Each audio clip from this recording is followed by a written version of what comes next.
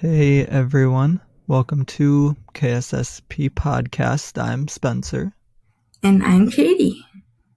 and today we're going to be talking about gratitude. That is going to be our overall theme of the day, if you will.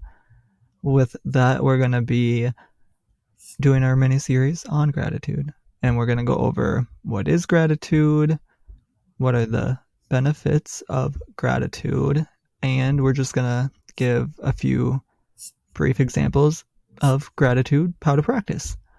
So to start, we're going to go with what is gratitude? Well, gratitude is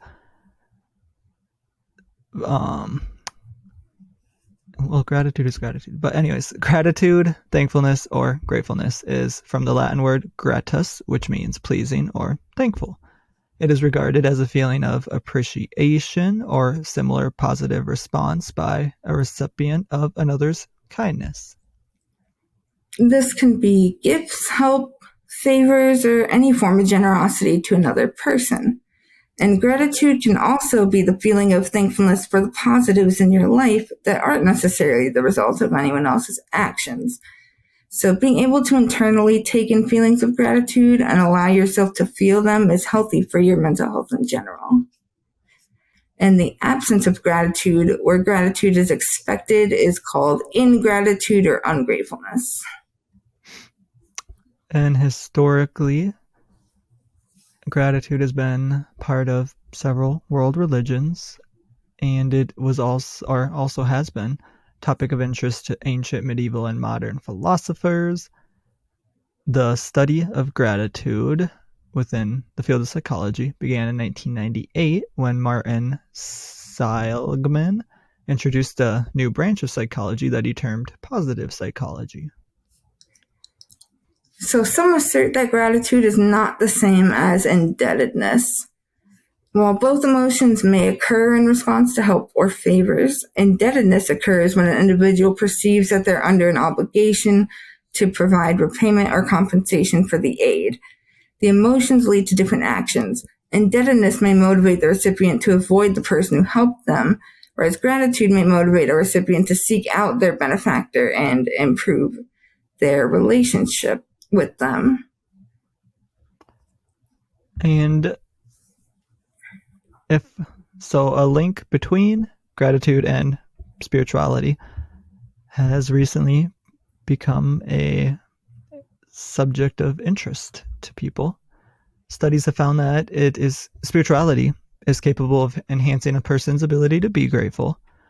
So those who regularly attend religious services or engage in religious activities are more likely to have a greater sense of gratitude in all areas of life. And gratitude is viewed as a prized human propensity in the Christian, Buddhist, Muslim, Jewish, Baha'i, and Hindu traditions. I do just want to point out with that, I think that it doesn't necessarily have to be a religious service. I think it's more just engaging with your spirituality in general. Yeah. But I don't know if that's based on a study, but I would assume that would apply to spiritual practice in general, such as like meditation, Yes. We might bring that up later, but if we don't, I think that there has been studies also, and that just makes sense too, because when you meditate, like your mind becomes clearer, and then when your mind is clearer, you can just think clearer, and then it just helps with gratitude too, just helping you find things like to be grateful for in life too, when you're able to have a clear mind and not anxious, I guess. Yeah, and lowering your stress response. Yes. Right. So there's been 3 scales that have been developed to measure individual differences in gratitude, each of which assesses somewhat different conceptions. So there's the GQ6, and that measures individual differences in how frequently and intensely people feel gratitude. And then there's the appreciation scale, which measures 8 different aspects of gratitude. And these are appreciation of people, possessions, the present moment, rituals, feelings of awe, social comparisons, existential concerns, and behavior which expresses gratitude. And then the GRAT assesses gratitude towards other people, gratitude towards the world in general, and the lack of resentment for what you lack, which I think is an important part of gratitude. It's, getting to the place where you have a lack of the resentment for what you lack.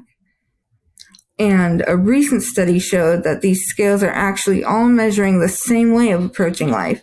And this suggests that individual differences in gratitude include all of these components. Now that we have a better understanding of what gratitude is, next we're gonna look into some of the benefits. So we'll start off with just kind of general overview, and then we'll go a little more in depth on a couple of different areas, if you will. So people who are more grateful have been shown to have higher levels of subjective well-being, have been shown to be happier, less depressed, less stressed, and more satisfied with their lives and social relationships, appear to be more joyful in the long run term, have been shown to have higher levels of control over their environments, personal growth, purpose in life, and self-acceptance, and have shown enhanced empathy and reduced aggression. So with gratitude and self-esteem, studies have shown that gratitude reduces social comparisons, and you're more likely to appreciate others' success rather than be envious. And as far as gratitude and coping skills go, with gratitude, when gratitude is practiced, people practice more positive ways of coping as well. So they tend to seek support from other people, reinterpret and grow from experiences, and they spend more time planning how to deal with problems. And they have fewer negative coping strategies, so they're less likely to avoid problems, deny there is a problem, blame themselves or other people, or cope through substance abuse or other addictive behaviors. And coping better with life transition. So with gratitude, people cope better with life transitions as well. They tend to be less stressed, less depressed, and more satisfied with their relationships. And studies show that gratitude was able to explain more well-being than the Big Five and 30 of the most commonly studied personality traits. And then, how does gratitude affect sleep? Well, people who practice gratitude seem to sleep better. From the Journal of Psychosomatic Research, they found it appears that negative pre-sleep cognitions, so basically kind of thoughts before you're falling asleep, impair sleep. So if you're having kind of negative self-thoughts before falling asleep, in this study they found that impaired sleep, and gratitude reduces the likelihood of such thoughts, protecting sleep quality. And equally, it appears that positive pre-sleep cognition, so having positive thoughts before going to sleep, have a positive effect on sleep, and gratitude facilitates these thoughts, leading to superior sleep quality. So, again, just to reiterate, having negative thoughts before falling asleep appears to hurt sleep quality, whereas thinking positive thoughts or having like gratitude, such thoughts before going to sleep seems to improve sleep quality. So the relationship between gratitude and relationships, people who practice gratitude tend to have better, more satisfactory relationships. They promote relationship formation and maintenance, and a person's gratitude can also protect the relationship satisfaction of their partner. Then we'll briefly discuss gratitude and depression. So studies have found higher gratitude being associated with lower depression. And they believe that gratitude may serve as a buffer by enhancing the coding and retrievability of positive experiences. So gratitude and physical health are also linked to each other. People who practice gratitude are more inclined to eat healthier food. They feel an obligation to reciprocate the efforts of other individuals rather than indulge and sacrifice their own health, a behavior that would dismiss the efforts that individuals have invested in them. They may feel compelled to live a healthier life. It also elicits positive emotions, leading to focused attention on favorable possibilities in the future. They're more inclined to engage in behaviors that could benefit this future, such as eating healthy, and improved overall health by way of greater physical activity, better sleep, fewer healthcare visits, and better nutrition. Gratitude may be correlated with small improvements in cardiovascular health. It may help boost immunity, and it may help reduce inflammation. And then gratitude and altruistic tendencies. So gratitude has been correlated with economic generosity. Increased gratitude was shown to directly mediate increased monetary giving. Grateful people were more likely to sacrifice individual gains for communal profit. And then the relationship between gratitude and pro-social behavior is there as well. So, for example, one experiment found that customers of a jewelry store who were called and thanked showed a subsequent 70% increase in purchases. In comparison, customers who were called and told about a sale showed only a 30% increase in purchases, while customers who were not called at all showed no increase in purchases. Here, the gratitude expressed by thanking the customer resulted in a significant increase in sales for the store. So in another study, a restaurant's regular patrons gave bigger tips when servers wrote thank you on their checks. In both cases, even simple expressions of gratitude led the benefactors to react favorably. So the evidence of gratitude increasing pro-social behaviors is highly supported, as it plays a very central role in guiding how good social behaviors should be practiced. This is because it teaches people to accept losses that are short-term so that they can receive long-term rewards, which in turn teaches them better skills to life and social living. Now that we've gone over a couple of the benefits that you may experience by expressing gratitude, we'll talk about some gratitude practices. So to start, one thing that you could do is a gratitude journal.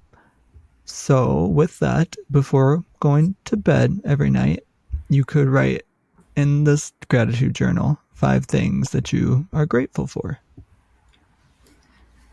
And you can also identify the things that you feel grateful for.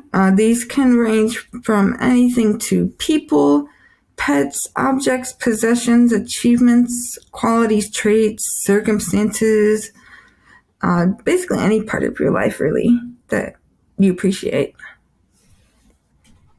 Another practice that you can use that can either help you feel gratitude or lead to maybe being able to practice more gratitude exercises is prayer or meditation.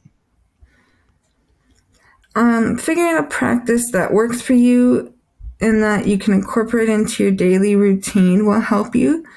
So maybe during your morning drive to work, you can think about what you're grateful for, or while you're brushing your teeth, or while you're falling asleep. And that's a really good one, especially because that will help with your sleep quality and mental health.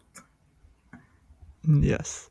And there are a lot of resources out there on different activities that you could try to express or show gratitude. So if none of the ones that we just mentioned feel like they would work, or you'd be able to fit them into your life, I guess, we encourage you to find a practice that does work and that you are able to fit into your life, just because if you can and want to, it's important to incorporate gratitude. And now we're just going to kind of share a little bit of our own personal thoughts, I guess, if you will, on gratitude. And so I guess what I thought as we've been discussing and researching gratitude is that a lot of the benefits that we discussed come from more of a healthier state of mind. And as we've discussed in previous episodes, stress can negatively impact you, and just in general, negative emotions can negatively impact you and may also impact your health negatively. So to me, it just would make sense in theory why emotions such as gratitude, which I think is considered a transcendent emotion, which we also briefly discussed in a previous episode.